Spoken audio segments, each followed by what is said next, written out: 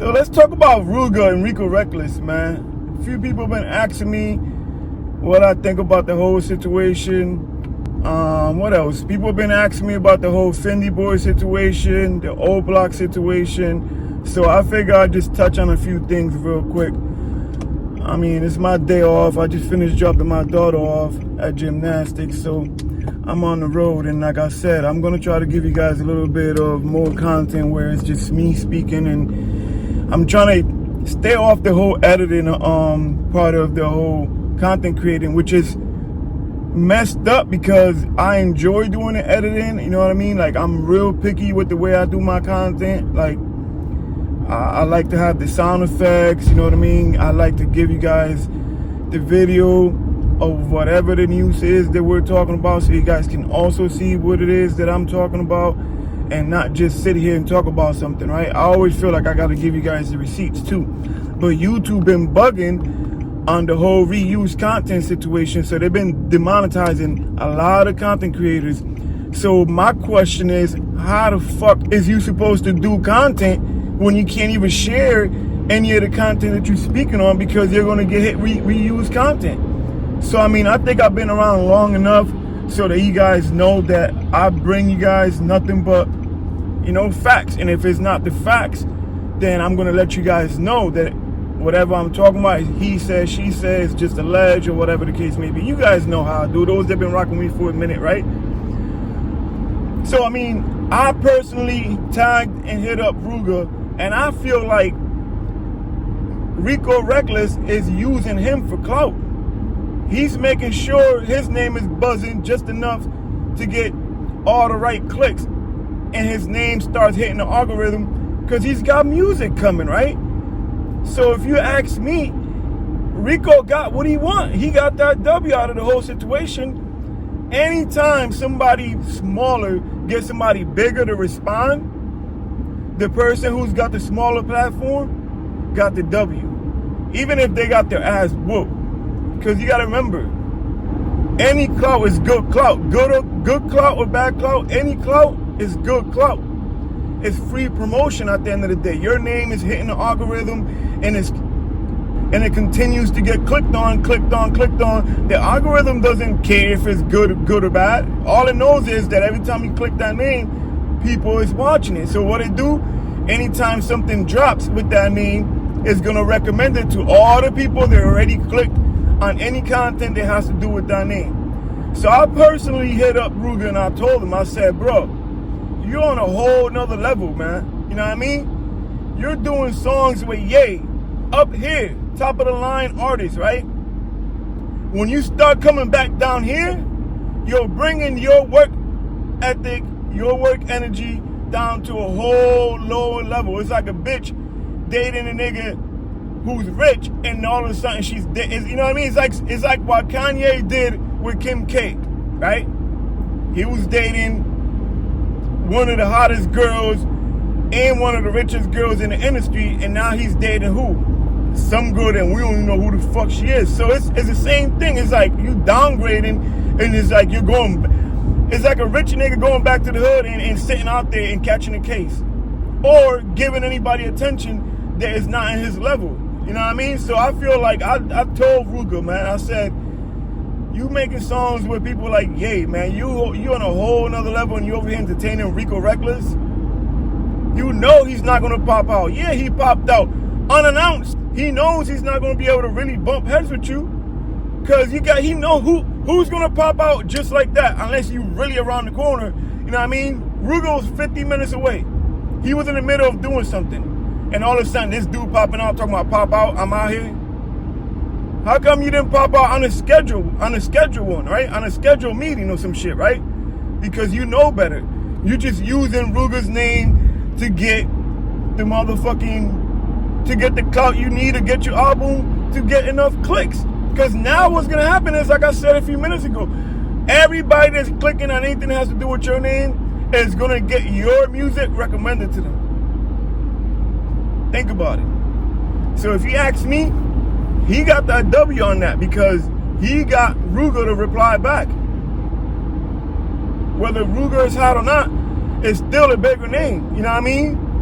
Rooga name up there with the best of them just because he made a song with Ye.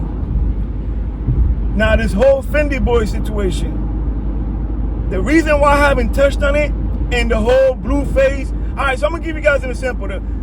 People don't understand when you touch on people that you don't think should be getting the clout, you're giving them clout. You never see me touch on anything that has to do with Blueface or his girl, because all the other twins, they're island boys and none of that, right? Because if we don't like what they're doing, we don't give them the clout. Even if you're dissing on them, you're still putting their name on an algorithm, you know what I mean? So you don't touch on it. You ignore that shit and let that shit die out. Anytime you're touching on any of these people, you're giving them what they want. So that's why I've been staying away from the whole Fyndee Boy situation, right? Because I need to see something that says he didn't do it, right? I'm not touching on it. Bro, when it comes to rats, snitches, thieves, and liars, those are my top 5, top 4 things I can't deal with, right? Starting with pedophiles at number 1, and then a snitch number 2, right? But I don't live like that no more, so at the end of the day, I really don't give a fuck if he's told, because I'm not in the streets no more. I'm not flipping a brick with you, so I could care less. You know what I mean? But there is some levels to some snake shit that I just can't fuck with. And even though I'm not in the streets no more, a pedophile is something I can't fuck with. I don't give a fuck what it is. You touch the kid, you beat up on an older lady or a woman for no reason, and you know what I mean? You doing some snake shit like that, I can't fuck with you. Period. That's just, you know what I mean? Snitches, I don't give a fuck about. There's also another level to that too, right? So like the whole, like with Trench's News, for example, I really don't give a fuck about that shit. It doesn't concern me, right? I fuck with Trench's News. Me and him, since he day one, I was the first blogger that reached out to him when he first dropped. You know what I mean? Me and Bandana Rose, right? Shout out to Trench's Talk.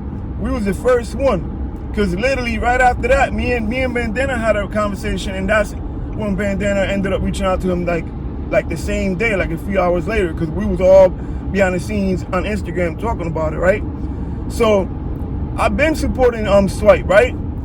Now, was he wrong? I mean, what can I say, right? Like, I don't know, because it's like I don't really care too. At the end of the day, man, I really don't care, because sometimes I can't understand why motherfuckers can be tired of something. I also look at situations in a different way, because I'm a case manager. I work with people in addiction services, mental health and all that. So I try to look at people in situations in a different way from the way I used to look at shit before being a street nigga, right? Before, I would have been like, oh, he's done. I ain't fucking with that nigga. He's a snitch. Just like every street nigga out here is doing now. So I can understand that. I can understand why people is straight up saying, I ain't fuck with him, he's a snitch. But now that I'm living different, I also look at it in a way where it's like, let me put myself in his shoes. I probably would have never said shit, because let me tell you something, even though I'm not in the streets no more, there's a lot of motherfuckers that stop running the streets and give up their flag, not because they really want to. They give it up because they know they have no choice. They know they fucked up somewhere down the line and their name no good. And that's what I be trying to tell motherfuckers, man. Get out the game, you know what I mean? And leave the shit alone with your name still being good, right? I can always go back. God forbid I go back, or God forbid I, you know what I mean, I end up in jail or some shit. I can always walk around my head up high, because I left the streets with a good name, good reputation. When I try to go drop my flag, before I got out of jail my last time, the head nigga in charge told me, bro, when you signed up for this, you signed up for this for life. No matter what, you always be one. You know what I mean? As long as you're not doing no more dirt and you're not in the streets no more and you're on some positive shit, there's different levels to this gangster shit. You still a member, but you just ain't got to get involved with none of the crazy shit that's going on. You know what I mean? Brothers can reach out to you for other things. And this is what this nation's about. So I'm like, damn, he ain't lying. But one thing he did say was, the minute I know you back on the streets and you're on some bullshit, you're back active. You know what I mean? So I'm like, okay. But guess what? I'm good everywhere I go. I never got no violations and none of that. So that's why I be trying to tell dudes like, yo, if you're gonna leave the streets and you ready to give it all up, just hang it up with a clean slate, right? Don't have a fucked up name and then try to act like now you wanna drop your flag and all that. That's the only part I'm not digging, right? But at the end of the day, I also know that Trenches News, Swipe, has been through a lot, man. The same thing with Butter, right? Like, we can't sit here we can't sit here and just point the finger and judge when half of us haven't even walked in their shoes and know what their mental health or their mindset is really like. Think about Butter, for example, right? Kid's been watching people die in front of him for how long? You think his mental health ain't fucked up? For him to be like, the time we watched him get jumped, when Little J and him was trying to get him jumped for the paperwork, you see his face? You see his, like, I was not even worried about him telling and saying what he was saying. I was more worried about, yo, I saw a little kid who looked afraid and was fighting for his life. Because a lot of times motherfuckers be like, oh, he got hands, or oh, he caught wreck, or he beat on something. And I know situations where one of my guys is beating down on shit or either doing some more crazy shit while he in jail, and everybody's giving him props over it. And when I hollered at him, he's telling me like, bro, I was scared as fuck. The only reason why I saw him first and I started catching wreck was because I was scared. So it's like a survival instance. Like, sometimes dudes do shit that seems like, oh shit, he gangster. But you ask that person and he'll tell you, I was scared as fuck. I reacted like that out of survival mode. And a lot of people won't understand that because they never been into no shit. They never been through no shit like that, right? So that's another thing. But when I saw Butter in that footage, man, I saw a kid who looked scared. He looked like he was, you know, like he was gonna defend himself. He was not gonna get touched on or whatever, let dudes fuck with him. But he looked scared, man. He looked like he was just like, I don't know, man. It's crazy because sometimes these kids don't choose to be brought up the way they were brought up and be put through the things they were put through, right? The environment, man. It's the environment. And sometimes if we want better, we got to start change. If we want change, bro, we got to start changing at home, bro. That shit starts at home. And home is right here and right here, man. That's what home is. Start changing the way you think. Start changing the way you feel about shit. And you'll see that your life will start changing in some way, right? You can't say you want change, but you still thinking the same, talking the same, hanging around the same people, same gangs, same bullshit. You got to start somewhere, man. Because let me tell you something. The shit you're doing now is not only affecting you, bro. It's affecting your environment. It's affecting your kids. It's affecting your loved ones. You got nieces. You got nephews. You got little, you know, the little ones around you. 10, 15 years from now, they're going to be 15, 16. And guess what? They're going to be acting up. It's crazy because I've been off the streets for 6 years now. And I can definitely say that I'm paying back all the shit I did. Besides the fact me going to jail and being through all the shit I've been through in life. Guess what? Now I got to see my two boys go in and out of jail in the middle of shootouts, getting arrested for gun charges. You know what I mean? Both of my boys are locked up right now. 18 and 24. Both locked up. The older one got locked up for a shootout. He did his time for that. Came home literally 2 weeks after he was out the halfway house. He got arrested for a gun charge and some drugs. He got pulled over, ran from the cops. He got arrested for that. So now he's back in there again. My younger one, he was like 16. He had a bunch of warrants for stolen cars, a bunch of shootouts. People were identifying him and all that shit. When they picked him up on a warrant, he got arrested for a gun charge because he had a gun on him when he got arrested. I had my oldest son one time FaceTime me in the middle of the night, and His ear was red and it was bleeding from a shootout. And my first thought was like, bro, that bullet went near your face, near your head. Like, you could have been calling me dead. Who knows, right? You could have been dead right now. That's all I was thinking about. I'm like, yo, you know how close that bullet came to taking your ass out? So he's FaceTiming me like, yo, Dad, I just got into a shootout, blah, blah, blah. Because to believe it or not, it's almost like they think that they're impressing me by doing all this gangster shit. They think that I'm going to be proud of them because they're doing street gangster shit. And they don't understand that the shit I did, I had no guidance. I had no dad. The streets is my dad. My older guys in the corner were my dad. That's who raised me. I had to learn the hard way, right?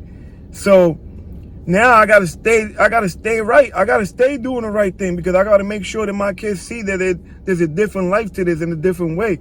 They don't have to feel like that's the only thing and have no hope, right?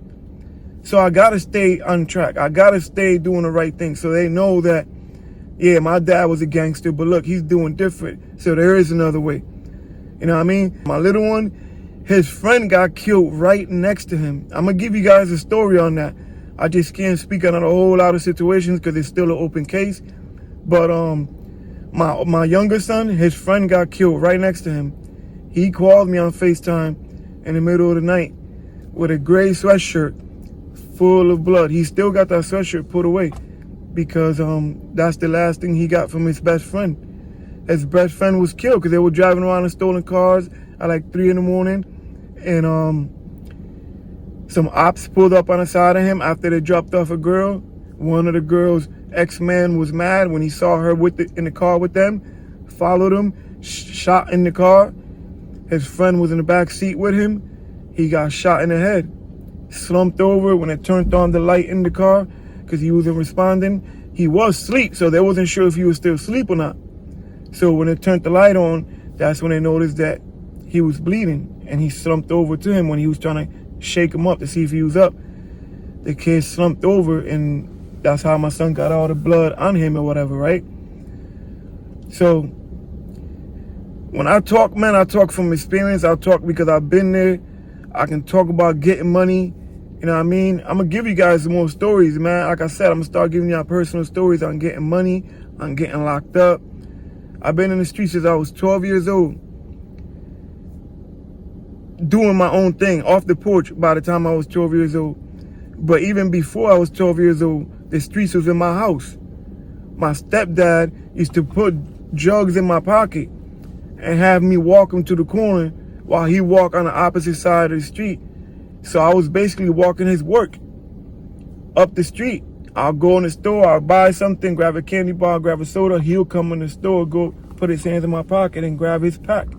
You know what I mean? I remember there used to be a bunch of capsules, crack capsules and shit, a bunch of them, like little ones and long ones. And he'll put like 200-300 of them inside a sandwich bag in my pocket. And then once I get to the store, he'll tell me, walk to the store, go buy candy, don't touch what's in your pocket. And he would walk on the opposite side of the street, and then once I get in the store, he'll grab it.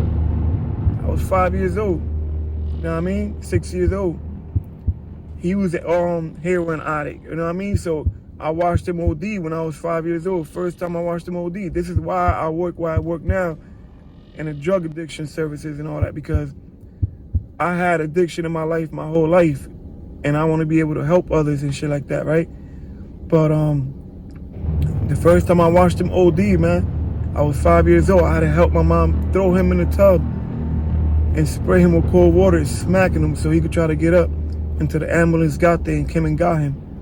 First time I had to witness that. Second time I watched him OD, I was like 11 years old on my way to school. I'm in school crying because all I could think of is him going to the hospital, and I don't even know if he's alive or not. Couldn't even concentrate while I'm in school. So when I speak this shit, I speak this shit from experience, man, from the heart, on some real shit. You know what I mean? I know what it's like to be sitting in the classroom and you can't even concentrate because you got to hold your sneakers and you got to make sure your toe is curled in the whole time because you don't want your toe to stick out so everybody see that you got to hold your sneakers. And you can't even concentrate during class on what the teacher is teaching you because you're too afraid of people noticing the hole in your sneakers. So when I talk this shit, man, I talk this shit because I live this shit, man. I talk this shit because it's real. You know what I mean? From experience, man. Not just because I want to bat my mouth. You know what I mean? I know what it's like to go to the corner store with a note saying, I need eggs, bread, butter, and some oil. My mom says she'll pay you when she get her food stamps. You know what I mean? I know what it's like to go upstairs and knock on the next door neighbor and say I need a cup of sugar. You know what I mean? Like, shit is real, man, when you come from the trenches. But now, thank God, I live a different life. You know what I mean? I know what, you know what I mean? Like, I'm getting ready to buy a house. I had to learn everything on my own, man, because school doesn't teach you about credit. They don't teach you that, you know, we grow up thinking that, oh, I like the Lexus, I want a Lexus, but that Lexus costs $50,000, so how the fuck I'm gonna get a Lexus? I can't get a Lexus working a fucking minimum wage job, you know what I mean? But we don't understand that, yes, you can get that Lexus. If you work hard enough and you work a good job and you save your money and you're good with your money, guess what? You file taxes at the end of the year, and if you got kids, you're gonna get money back, right? You file your taxes, you get a few $1,000s back, you save a few thousand, you save up $3,000, $4,000. Now you got a job for over a year or two. Guess what you can do? You can go to the dealer, apply for a loan, get the car that's $30,000 with $3,000, $4,000 down. And if you ain't got no kids and none of that and you work, guess what? You make $500 payment a month, $400 payment a month. Even if you don't have to get a $30,000 car, you get a $10,000 car, right? I'm driving a $12,000 car right now. You know what I mean? So you don't have to get a $30,000, $40,000 car. My wife drives a $50,000 car. That's another thing. Don't ever drive something better than what your wifey's driving. You know what I mean? Because she represents you. So make sure your wifey's always driving something better than you or just as good. So all you got to do is that, man. You put a few $1,000s down on a nice $20,000 car, $15,000 car, and then you make a little $400, $300 monthly payments. You pay your insurance. And then after a few months, say a year or so, you refinance that shit through the credit union or whatnot. You get a credit card. You know what I mean? The first time I refinanced my car, bro, they gave me a credit card with like $10,000 approval. I'm like, oh, shit. Got a credit card. You know what I mean? That's how I got my eyes. I used to wear glasses. That's how I got my LASIK surgery. My LASIK surgery was $7,500. You know what I mean? That's how I got that done. You know, you get your credit card with a nice amount of money up there. You keep paying your car off, whatever. You keep building your credit, and then you be good money, man. Next thing you know, you moving forward. You doing all right. But they don't teach you none of this shit in school. You know what I mean? And then you got a father who's on dope. He's on heroin and shit, and all he's doing is ripping and running. So all you learn while you're growing up in an environment like that is how to get the next dollar, how to hustle. You know what I mean? I used to hustle out the edge, like 10 years old, bro. I'm over here buying firecrackers down the street for $0.25. I'm coming back to my neighborhood selling packs of firecrackers for 50 cents. You know what I mean? All I knew was how to hustle. But I learned something, that if you're a hustler, whether it's good or bad, your hustler is in you, you're going to get it by any means, even if you're doing it in a legal way. Trust me when I tell you, because it's in you. You just got to find a way of doing it in a legal way. So, yeah, I used to hustle firecrackers and shit. What else? I'll go to the video. There used to be places where you could rent videos, like the movies and cassette tapes and shit, right? I used to go there and they would have like candy bars, like $3 or $4, for example. I'll buy 3 candy bars for $1, so I'll spend like $5. You know what I mean? $8. 3 times 8. 3 times 8 is fucking 24, right? Now I got 24 candy bars. I sell them all for $1. I go knock on people's door. I remember that's how I bought my first moped, a scooter and shit. I was like 12 years old, right before I started hustling, because I started hustling like I was 12. Started hustling crack like when I was 12. But right before I started hustling, man, I would go shovel, save up money like that. Again, I went and bought candy bars. I'll buy like 24 candy bars with like $8. Then I'll sell them. Now I got $24. I'll spend $10, put the rest away. Now I got 30 candy bars with $10. I'll sell that, get $30, go and get $30 back. So imagine, I'll keep flipping it. $3, $4, excuse me, $3, $4. I'll come back, buy again, go flip it again. saved up enough money, I bought my moped. You know what I mean? Then I bought a little go-kart and shit like that. We used to be in the projects, just driving around in mopeds, hustling and shit. Then when people started coming out, I used to come outside and I had different people coming up to me like, yo, you got a 20? Yo, you got 40? And I'm like, bro, what the fuck? Like, I could have made $60 in the last 5 minutes. I just had 3 people ask me for 20, 30, 40. I'm like, oh, hell no. Like, I got to figure this out. Like, they're coming to me right in my block, in the projects. You know what I mean? Like, figured it out. Got a little plug. Started buying 8 balls. Back then, you get an 8 ball for like $90. You bag up $300 worth of 20s and shit. Bag up all 20s. Boom. Now, think about it. You're 13 years old. You're bagging up $300 off for fucking $90. Now you're flipping. Now you're buying 7 grams. Now you're buying 10 grams. Now you're buying a half ounce. The more you buy it, the cheaper you get it. I buy a half ounce. The plug will tell me, here, take a whole ounce because I don't want to see you again this week. Call me back next week. So now I got a whole ounce. A whole ounce, I'll bag up like $2,500, $2,800. You know what I mean? Off of like $500 ounce. Think about it. 13, 15. You're spending $500, not even. You spend like $250, they're giving you the rest on credit. Now you make $2,500 back. You pay off whatever you need to get, and you get the rest back. Bro, you make it killing. You know what I mean? But let me know if you guys are interested in more stories like this, man, because I'm telling you, I'm going to start dropping more stories based on like my personal life stories. I know I got a little bit off subject. I was supposed to talk on Fyndee Boy. I got into this whole different conversations and whatnot. I was supposed to talk on Rooga. We spoke on that. So yeah, the whole thing with Fyndee Boy, right before I leave, right, I really feel like he's acting like he's guilty about something. And I feel like he knows something. I don't know if he remembers the whole thing, but he's guilty about something. There's something not right there. You know why? Because he's acting like he's guilty as fuck. When he first came home, he was quiet for a minute. Pay attention to how he was quiet for a little while. That's signs of somebody who's trying to figure out how they can lie and how they're going to come back into the scene after they did some grimy shit. I also feel like he doesn't even remember half of the shit he did because he was always on Xanax. Stop taking them drugs, man. If you take them drugs and there's the type of drug that you don't remember what the fuck you did or what happened, don't be taking them shits, bro. Because that's why a lot of these dudes take them drugs and then they don't remember what the fuck they did the next day. They done slept with their own fucking boy, did some gay shit. You know what I mean? Or either did some crazy shit like touch a little kid or some shit like that. Bro, if you can't remember something or what you did when you're fucking high on something, you shouldn't be taking that shit. Because you'll wake up just like that in a jail cell and they're telling you you've been charged with murder. I've been there. I've been in jail with motherfuckers waking up talking about what the fuck? Well, I'm in jail. What happened? Yo, God. What's my bond, bro? Can I get a phone call? They're like, bond? They're laughing at him. And he doesn't even remember why he's in jail. Because he was fucking Xanax the fuck out. On perks and Xanax or some shit.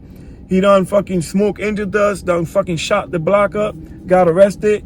And now they're wondering why they're in jail. Waking up to a murder charge that they don't have no knowledge of. They don't even remember that shit. That's deep, bro. Imagine that. So my advice to you, man, don't be taking no drugs, man. If that shit, if you lose control and you can't remember, you shouldn't be taking that shit. Cause I feel like Fyndee Boy doesn't remember half of it from being on Xanax, and I feel like he knows that he did something wrong. All the excuses he's making gives me signs of somebody who's guilty of something, bro. He's guilty of something for sure. You know what I mean? That pause that he took, like anybody who come home on some charges that he knows he didn't do is gonna come home talking shit, making sure his name is right, you know what I'm saying, showing all the right, you know what I'm saying? He's not talking like somebody who didn't do it, bro. He's talking like somebody who did it. You know what I mean? That's how I noticed. That's why I've been paying attention and I haven't touched on him because I don't want to give him the clout. He don't deserve the clout until he clears his name. I'm not fucking with the nigga and I'm not talking to him and none of that shit until I hear him clear his name. Once his name is cleared, then we can talk. At the end of the day, his name ain't right and it's not right over some crazy shit. So he needs to clear that up. And this is the first and last time I'm going to talk about him because I'm not giving him the clout. And that's what people don't understand as content creators.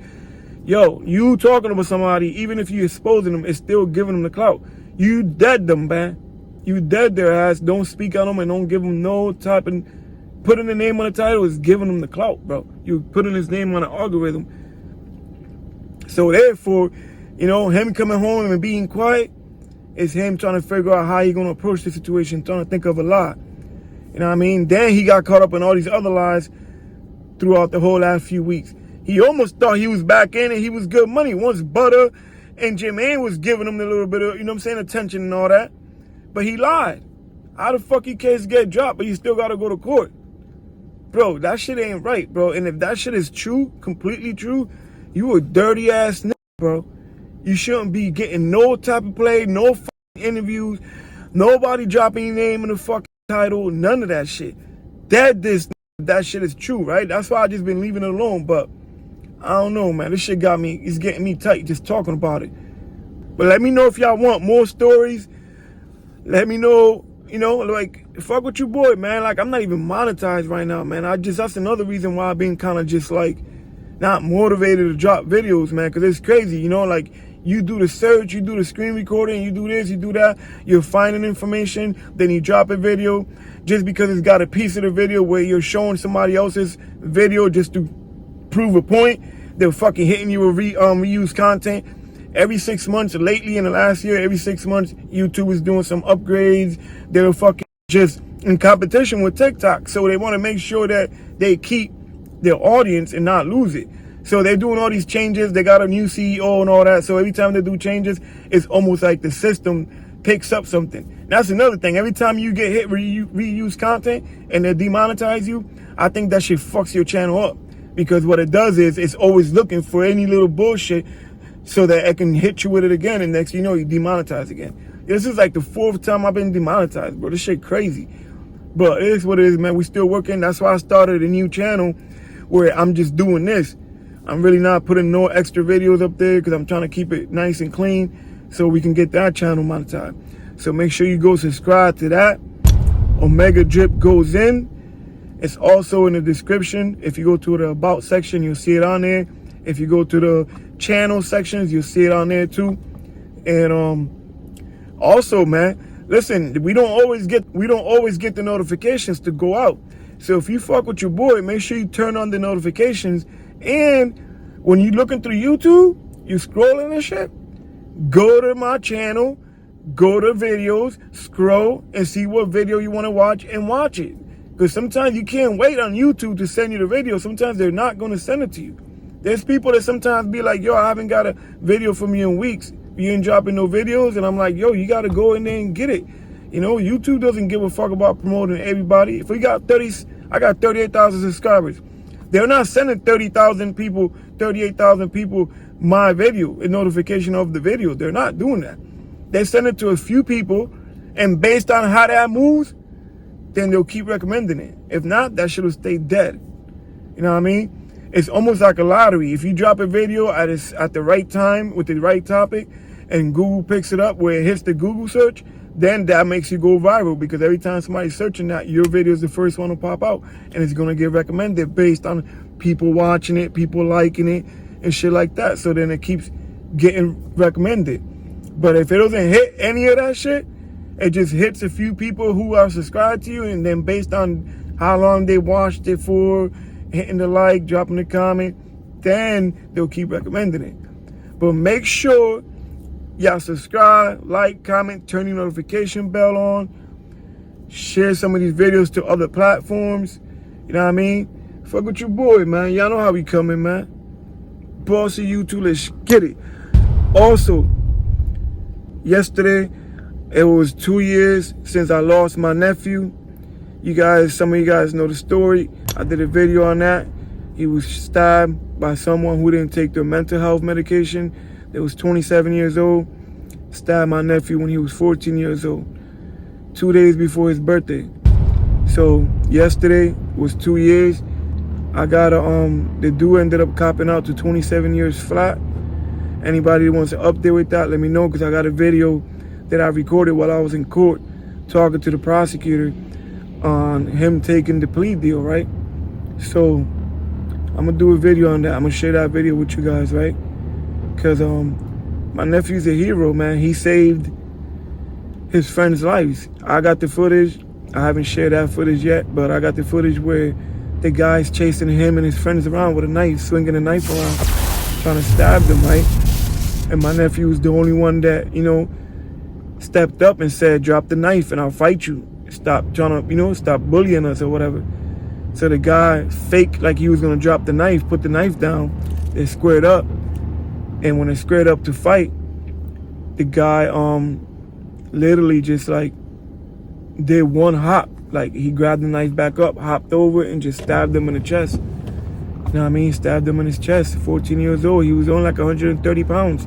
This guy had no reason to even use a weapon against him. The guy's like 6'3", like 240.